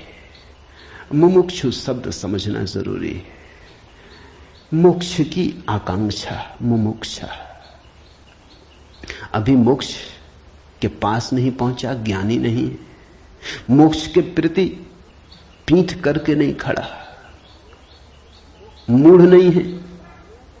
मोक्ष के संबंध में कोई धारणाएं पकड़ के नहीं बैठा, अज्ञानी भी नहीं है, मुमुक्षु है। मुमुक्षु का अर्थ है सरल है इसकी जिज्ञासा। न मूढ़ता से अपवित्र हो रही है, न अज्ञानपूर्ण धारणाओं से विकृत हो रही है। शुद्ध है इसकी जिज्ञासा, सरल चित्त से पूछा है। अष्टावक्र ने कहा, हे प्रिय, यदि तू मुक्ति को चाहता है तो विषयों को विष के समान छोड़ दे और क्षमा, आर्जव, दया, संतोष और सत्य को अमृत के समान सेवन कर। मुक्ति मिच्छसि चेतात विषयान विस्वत्यज। शब्द विषय बड़ा बहुमूल्य है, वो विष से ही बना है। विष का अर्थ होता है जिसे खाने से आदमी मर जाए। विषय का अर्थ होता है जिसे खाने से हम बार बार मरते, बार बार भोग, बार बार भोजन, बार बार महत्वाकांक्षा, ईर्ष्या, क्रोध, जलन, बार बार इन्हीं को खा खा के तो हम मरे, बार बार इन्हीं के कारण तो मरे। अब तक हमने जीवन में जीवन कहां जाना, मरने को ही जाना है। अब तक हमारा जीवन, जीवन की प्रज्वलित ज्योति कहां, मृत्यु का ही धुआं है। जन्म से लेकर मृत्यु तक हम मरते ही तो हैं, धीरे धीरे, जीते कहां, रोज रोज मरते। जिसको हम जीवन कहते हैं वो एक सतत मरने की प्रक्रिया है। अभी हमें जीवन का तो पता ही नहीं, तो हम जिएंगे कैसे? ये शरीर तो रोज क्षीण होता चला जाता है, ये बल तो रोज खोता चला जाता है, ये भोग और विषय तो रोज हमें चूसते चले जाते, जरा जीर्ण करते चले जाते। ये विषय और कामनाएं तो छेदों की तरह, इनसे हमारी ऊर्जा और आत्मा रोज बहती चली जाती, आखिर में घड़ा खाली हो जाता, उसको हम मृत्यु कहते। तुमने कभी देखा, अगर छिद्र वाले घड़े को कुएं में डालो तो जब तक घड़ा पानी में डूबा होता है भरा मालूम पड़ता है। उठाओ पानी के ऊपर, खींचो रस्सी, बस खाली होना शुरू हुआ। जोर का शोरगुल होता है, उसी को तुम जीवन कहते हो। जलधारें गिरने लगती, उसी को तुम जीवन कहते हो। और घड़ा जैसे जैसे पास आता है, हाथ के खाली होता चला जाता। जब हाथ में आता है तो खाली घड़ा, जल की एक बूंद भी नहीं। ऐसा ही हमारा जीवन है। बच्चा पैदा नहीं हुआ, भरा मालूम होता है। पैदा हुआ कि खाली होना शुरू हुआ। जन्म का पहला दिन मृत्यु का पहला दिन है, खाली होने लगा। एक दिन मरा, 2 दिन मरा, 3 दिन मरा। जिनको तुम जन्मदिन कहते हो अच्छा हो, मृत्यु दिन कहो तो ज्यादा सत्यतर होगा। 1 साल मर जाते हो, उसको कहते हो चलो एक जन्मदिन आ गया। 50 साल मर गए, कहते हो 50 साल जी लिए, स्वर्ण जयंती मनाए। 50 साल मरे, मौत करीब आ रही, जीवन दूर जा रहा है, घड़ा खाली हो रहा है। जो दूर जा रहा है उसके आधार पर तुम जीवन को सोचते हो, या जो पास आ रहा है उसके आधार पर? यह कैसा उल्टा गणित। हम रोज मर रहे हैं, मौत करीब सरकती आती। अष्टावक्र कहते हैं विषय हैं विषवत, क्योंकि उन्हें खा खा के हम सिर्फ मरते हैं, उनसे कभी जीवन तो मिलता नहीं। यदि तू मुक्ति चाहता है हे तात, हे प्रिय, तो विषयों को विष के समान छोड़ दे और क्षमा, आर्जव, दया, संतोष और सत्य को अमृत के समान सेवन कर। अमृत का अर्थ होता है जिससे जीवन मिले, जिससे अमृतत्व मिले, जिससे उसका पता चले जो फिर कभी नहीं मरेगा। तो क्षमा, क्रोध विष है, क्षमा अमृत है। आर्जव, कुटिलता विष है, सीधा सरलपन आर्जव अमृत है। दया, कठोरता, क्रूरता विष है, दया, करुणा अमृत है। संतोष, असंतोष का कीड़ा खाए चला जाता। असंतोष का कीड़ा हृदय में कैंसर की तरह फैलता चला जाता है, विष को फैलाए चले जाता है। संतोष जो है उससे तृप्ति, जो नहीं है उसकी आकांक्षा नहीं, जो है वो काफी से ज्यादा है, वो है ही काफी से ज्यादा। आंख खोलो जरा देखो, संतोष कोई थोपना नहीं है ऊपर जीवन को। जरा गौर से देखो, तुम्हें जो मिला है वो तुम्हारी जरूरत से सदा ज्यादा है। तुम्हें जो चाहिए वो मिलता ही रहा है। तुमने जो चाहा है वो सदा मिल गया है। तुमने दुख चाहा है तो दुख मिल गया है, तुमने सुख चाहा है तो सुख मिल गया है, तुमने गलत चाहा तो गलत मिल गया है। तुम्हारी चाह ने तुम्हारे जीवन को रचा है। चाह बीज है, फिर जीवन उसकी फसल है। जन्मों जन्मों में जो तुम चाहते रहे हो वही तुम्हें मिलता रहा है। कई बार तुम सोचते हो हम कुछ और चाह रहे हैं, जब मिलता है तो कुछ और मिलता है। तो तुम्हारे चाहने में भूल नहीं हुई है, सिर्फ तुमने चाहने के लिए गलत शब्द चुन लिया था। जैसे तुम चाहते हो सफलता, मिलती है विफलता, तुम कहते हो विफलता मिल रही, चाही तो सफलता थी। लेकिन जिसने सफलता चाही उसने विफलता को स्वीकार कर ही लिया। वो विफलता से भीतर डर ही गया है। विफलता के कारण ही तो सफलता चाह रहा है। और जब जब सफलता चाहेगा तब तक विफलता का ख्याल आएगा। विफलता का ख्याल भी मजबूत होता चला जाएगा। सफलता तो कभी मिलेगी, लेकिन रास्ते पर यात्रा तो विफलता में ही बीतेगी। विफलता का भाव संघरीभूत होगा। वो इतना संघरीभूत हो जाएगा कि वही एक दिन प्रकट हो जाएगा। तब तुम कहते हो कि हमने तो सफलता चाही थी, लेकिन सफलता के चाहने में तुमने विफलता को चाह लिया। लाओजू ने कहा है सफलता चाही विफलता मिलेगी। अगर सचमुच सफलता चाहिए हो, सफलता चाहना ही मत, फिर तुम्हें कोई विफल नहीं कर सकता। तुम कहते हो हमने सम्मान चाहा था, अपमान मिल रहा है। सम्मान चाहता ही वही व्यक्ति है जिसका अपने प्रति कोई सम्मान नहीं। वही तो दूसरों से सम्मान चाहता है। अपने प्रति जिसका अपमान है वही तो दूसरों से अपने अपमान को भर लेना चाहता है, ढांक लेना चाहता है। सम्मान की आकांक्षा इस बात की खबर है कि तुम अपने भीतर अपमानित अनुभव कर रहे हो। तुम्हें अनुभव हो रहा है कि मैं कुछ भी नहीं हूं, दूसरे मुझे कुछ बना दे, सिंहासन पे बिठा दे, फताकाएं फहरा दे, झंडे उठा ले मेरे नाम के, दूसरे कुछ कर दे। तुम भिखमंगे हो। तुमने अपना अपमान तो खुद कर लिया जब तुमने सम्मान चाहा,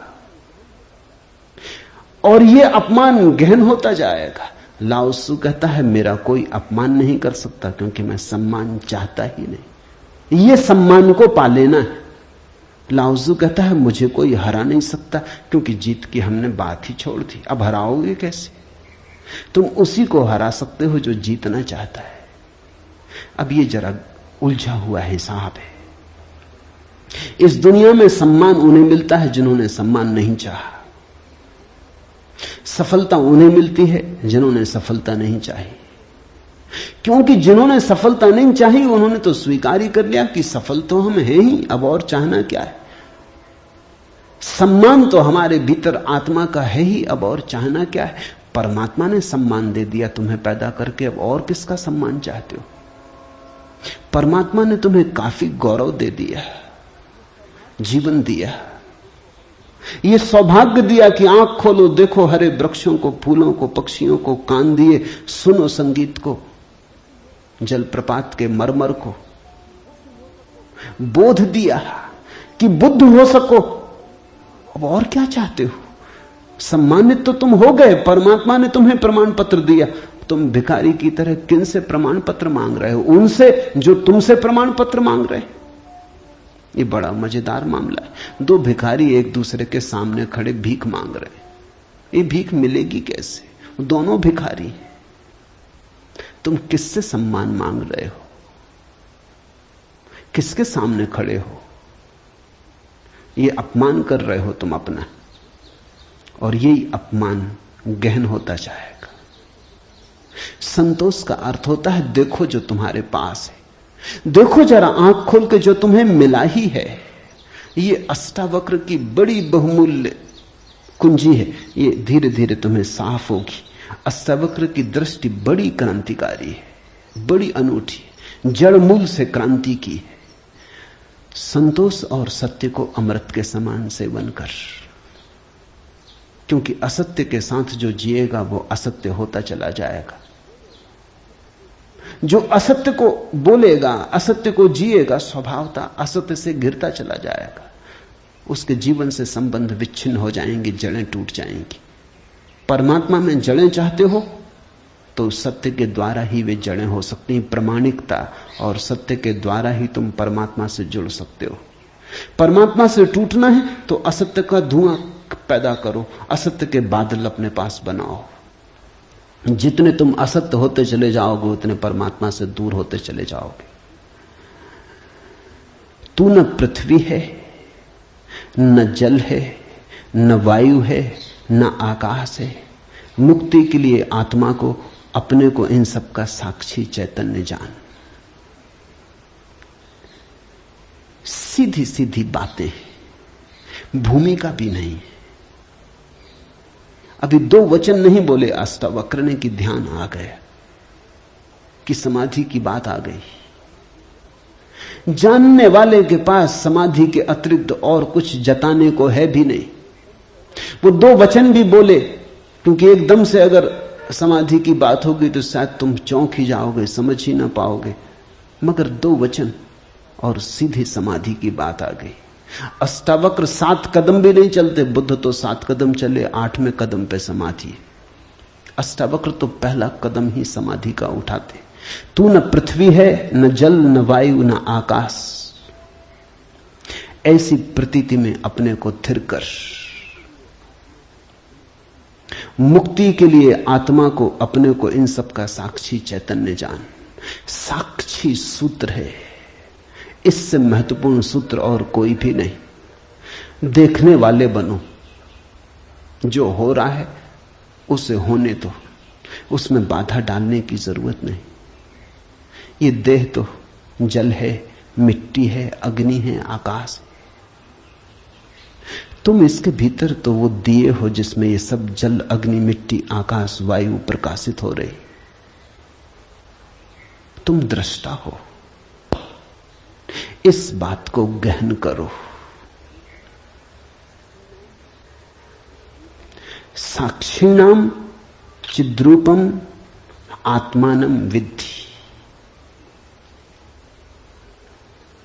ये इस जगत में सर्वाधिक बहुमूल्य सूत्र है। साक्षी बनो। इसी से होगा ज्ञान, इसी से होगा वैराग्य, इसी से होगी मुक्ति। प्रश्न 3 थे, उत्तर 1 है।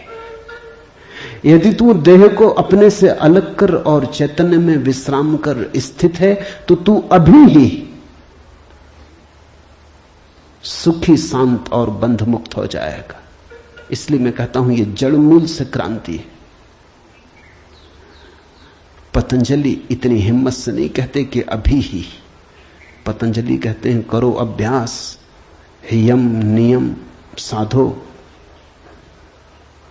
प्राणायाम, प्रत्याहार, आसन शुद्ध करो। जन्म जन्म लगेंगे तब सिद्धि है। महावीर कहते हैं 5 महाव्रत,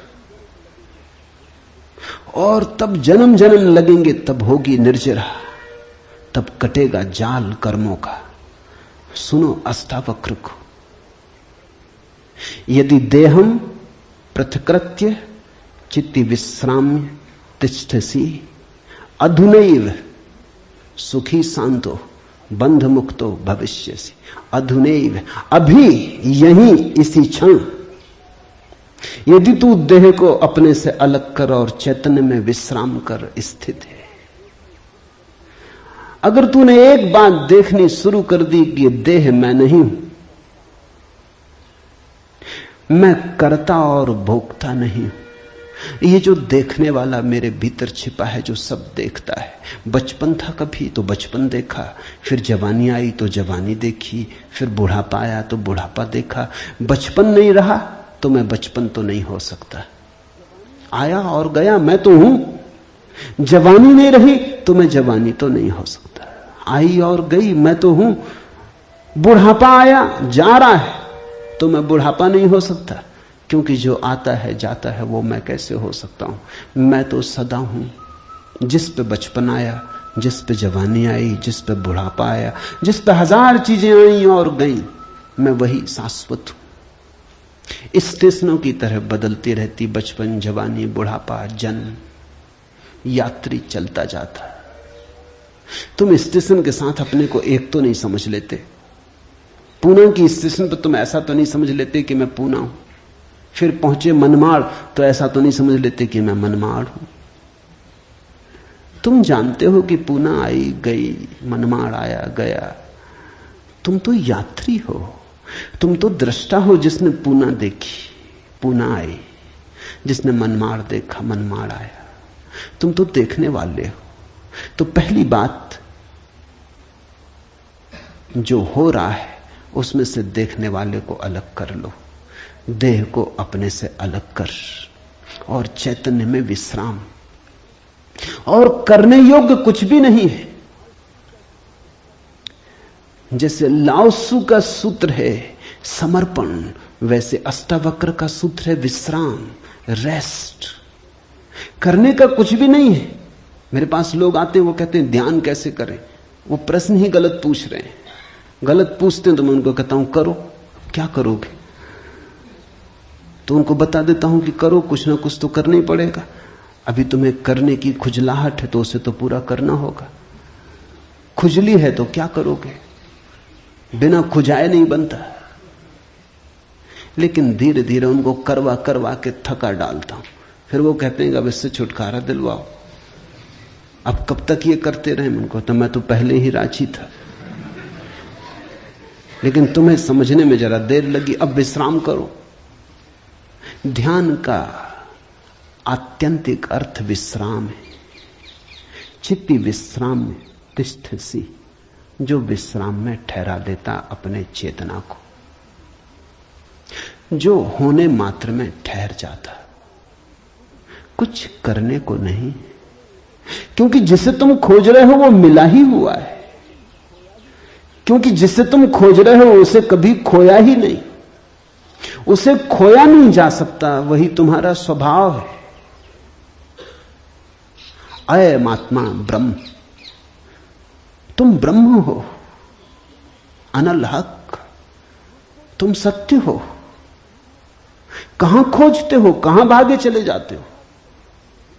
अपने को ही खोजने कहां भागे चले जाते हो? रुको, ठहरो। परमात्मा दौड़ने से नहीं मिलता, क्योंकि परमात्मा दौड़ने वाले में छिपा है।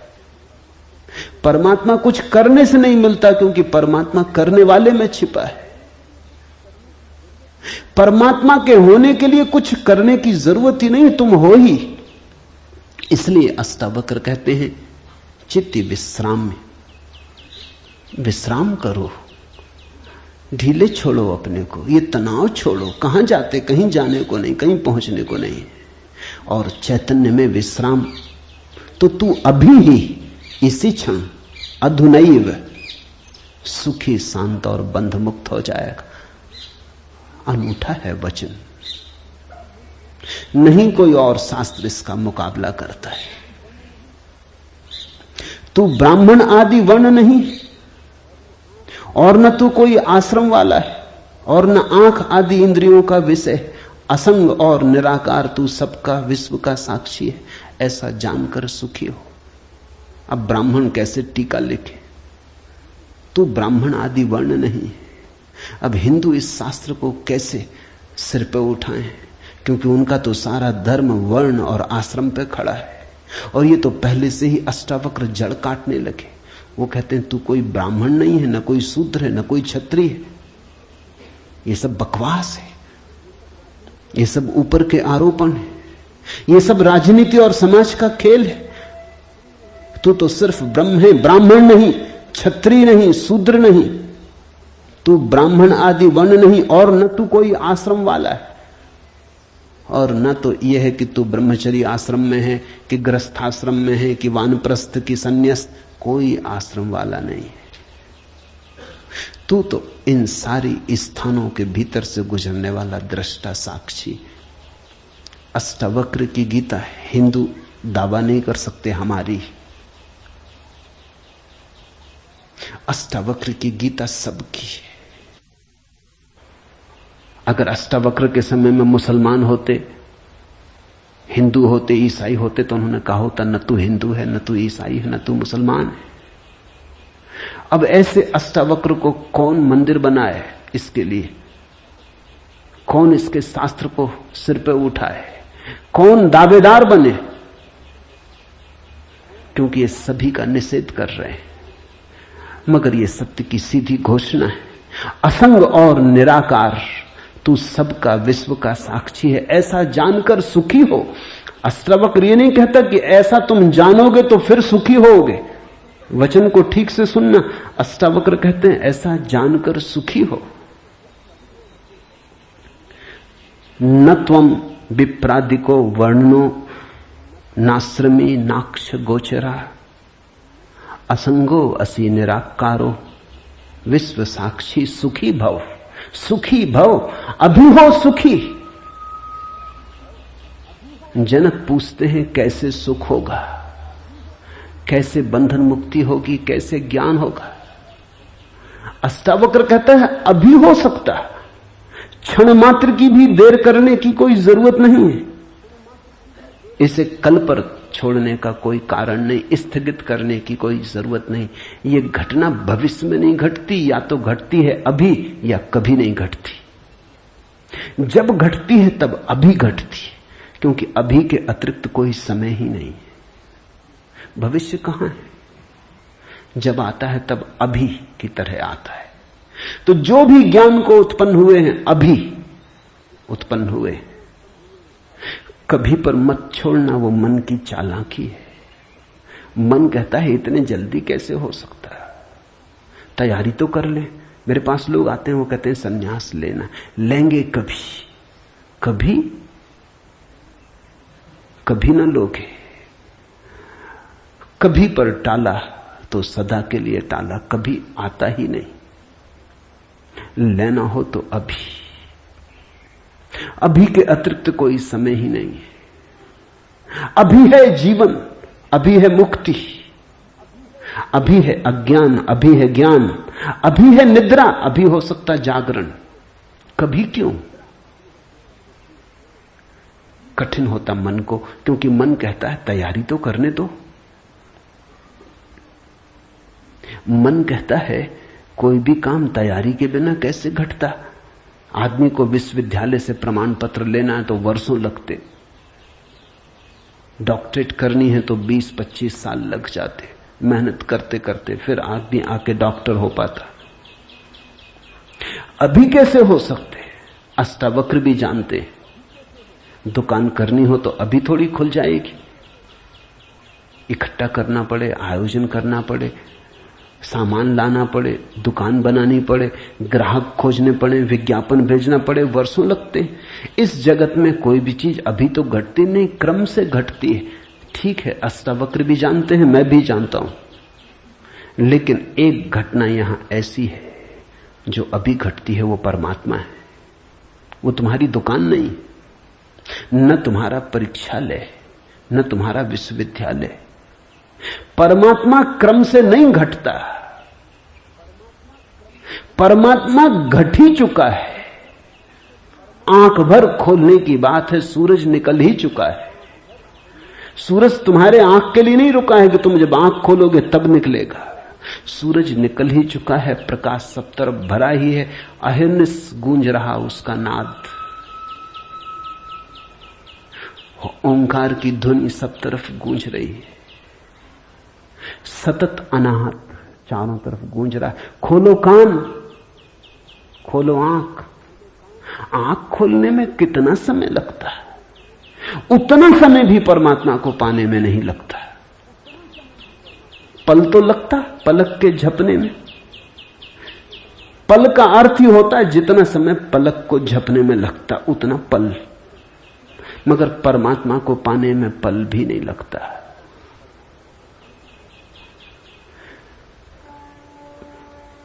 विश्व साक्षी असंगो वसी निराकारो सुखी भव। अभी हो सुखी। उधार नहीं है अष्टावक्र का धर्म, नगद, कैश।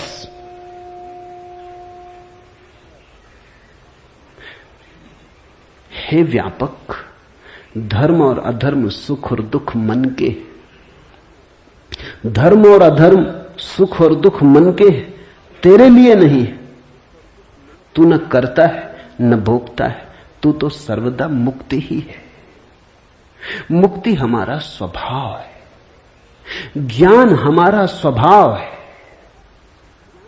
परमात्मा हमारा होने का ढंग है, हमारा केंद्र है, हमारे जीवन की श्वास है, हमारा होना है। धर्मो अधर्मो सुखम दुखम मान सानी नते विभो। अष्टावक्र कहते हैं, हे व्यापक, हे विभावान, हे विभूति संपन्न, धर्म और अधर्म, सुख और दुख मन के, ये सब मन की ही तरंगे।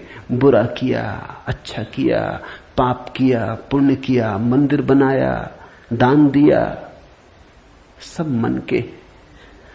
न कर्तासी न भोक्तासी मुक्त एवासी सर्वदा। तू तो सदा मुक्त है, तू तो सर्वदा मुक्त है। मुक्ति कोई घटना नहीं है जो हमें घटानी। मुक्ति घट चुकी है हमारे होने में। मुक्ति से बना है ये अस्तित्व, इसका रोआ रोआ रंच रंच मुक्ति से निर्मित है। मुक्ति है धातु जिससे बना है सारा अस्तित्व। स्वतंत्रता स्वभाव है ये उद्घोषणा। बस समझी कि क्रांति घट जाती है, समझने के अतिरिक्त तो कुछ करना नहीं। ये बात ख्याल में उतर जाए, तुम सुन लो इसे मन भर के बस। तो आज इतना ही कहना चाहूंगा। अष्टावक्र को समझने की चेष्टा भर करना। अष्टावक्र में करने का कोई इंतजाम नहीं है, इसलिए तुम ये मत सोचना कि अब कोई तरकीब निकलेगी जो हम करेंगे। अष्टावक्र कुछ करने को कहते ही नहीं। तुम विश्राम से सुन लो, करने को कुछ होने वाला ही नहीं है, इसलिए तुम कॉपी वगैरह नोटबुक लेके मत आना कि लिख लेंगे, कुछ आएगा सूत्र तो नोट कर लेंगे, करके देख लेंगे। करने का यहां कुछ काम ही नहीं है, इसलिए तुम भविष्य की फिक्र छोड़ के सुनना। तुम सिर्फ सुन लेना, तुम सिर्फ मेरे पास बैठ के शांत भाव से सुन लेना, विश्राम में सुन लेना। सुनते सुनते तुम मुक्त हो जा सकते हो। इसलिए महावीर ने कहा है कि श्रावक मुक्त हो सकता है सिर्फ सुनते सुनते। श्रावक का अर्थ होता है जो सुनते सुनते मुक्त हो जाए। साधु का तो अर्थ ही इतना है कि जो सुन सुन के मुक्त ना हो सका, थोड़ा कमजोर बुद्धि का है, कुछ करना पड़ा। सिर्फ कोड़े की छाया काफी न थी, घोड़ा जरा कुजात है,